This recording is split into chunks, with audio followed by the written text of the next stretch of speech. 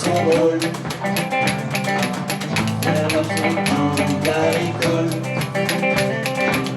Montrer le moral des enfants tristes. Comme un clown au milieu de la piste.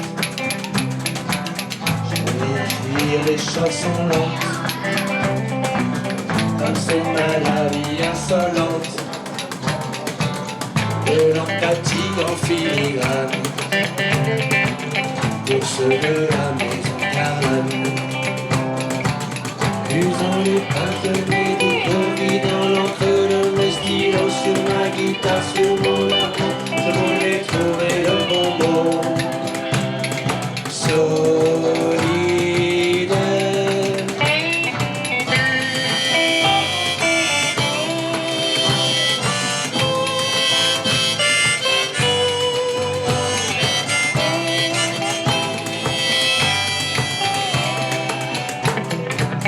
Je voulais écrire des chansons gaies, faire des salsas et du reggae, des mazurkas, des tarentelles, pour les amis homosexuels. Je voulais écrire des chansons rock, avec du son guitare d'époque, avec le toc régulé.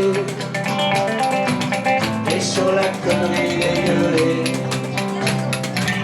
usant les pages de médicaux, dans l'encre de mes stylos, sur ma guitare, sur mon arbre, je voulais trouver le bon mot. Solidaire.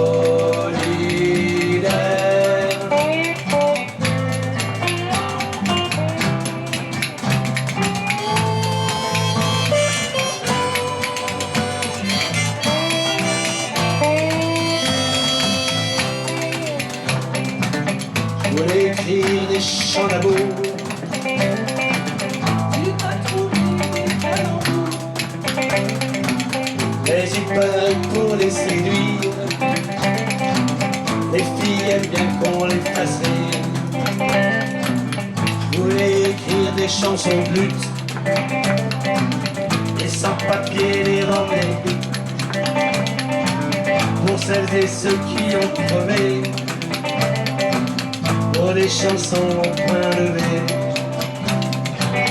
usant les pages de mes victos, mis dans l'encre de mes stylos, sur ma guitare, sur mon arbre, je voulais trouver le bon mot.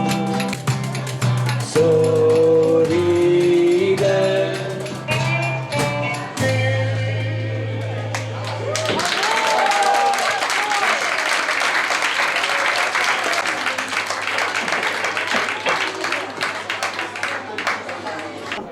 Alors Michel, quel est l'état d'esprit de ce réveillon ce soir?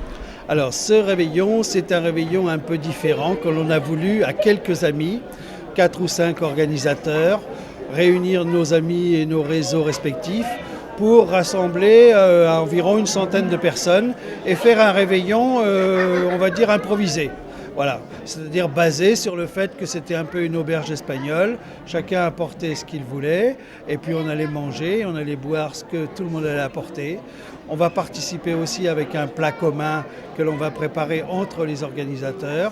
Et puis, du côté de l'animation, c'est aussi quelque chose qui démarre avec le groupe Le Blues à Marseillais pour une grosse part, mais avec aussi plein d'interventions de plein d'amis qui vont faire une chanson, une autre chanson, une poésie, une petite scénette, voilà, différentes choses. Et nous allons passer la nuit de cette manière-là. Pourquoi le choix de ce type de réveillon? Marre des réveillons organisés, payants, pas envie de le faire à la maison, pas assez rigolo? C'était quoi le point de départ de ça? Alors, c'est un petit peu tout ça, si l'on veut, mais c'est surtout aussi parce qu'on a commencé à faire des fêtes comme ça entre nous, à l'initiative de quelques-uns. Il y a 6 mois, on en a fait une, entre autres, c'était pour mon anniversaire et c'était superbe aussi. Et donc on a dit, il faut le renouveler régulièrement, il faut improviser. Et avec l'improvisation, il se passe toujours des choses intéressantes, que ce soit au point de vue de la diversité des plats, de ce que nous buvons ou nous mangeons, comme de la diversité de la musique, des animations et du reste et de l'ambiance. Voilà. Très très convivial comme réveillon. Alors par rapport à l'année 2011, année pas très drôle, année 2012 qui s'annonce peut-être encore moins drôle, quels seraient les vœux que vous auriez envie de nous faire ce soir? Comme ça, à brûle pour point, du bonheur pour tout le monde, bien entendu. Alors, évidemment, le bonheur, c'est peut-être un petit peu impalpable, mais c'est en même temps aussi tellement ce qu'aspire tout le monde. Je pense, quelque part, on aspire tous à du bonheur. Donc, voilà, oui, du bonheur. Du bonheur pour tous.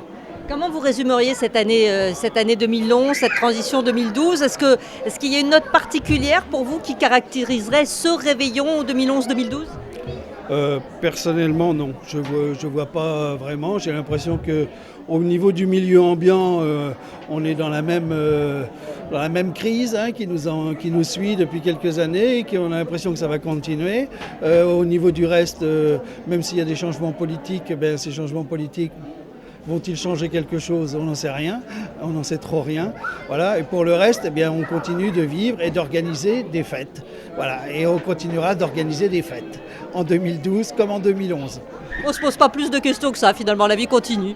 Non, je crois qu'il ne faut pas trop s'en poser. De toute façon, on ne pourra rien résoudre non plus de notre niveau. On pourra simplement essayer d'améliorer le quotidien en essayant de faire que les choses soient un peu meilleures, avec un petit peu plus de saveur et de bonne humeur et quelque chose qui se passe entre des amis et qui fait que le quotidien fait oublier un petit peu le reste. Voilà.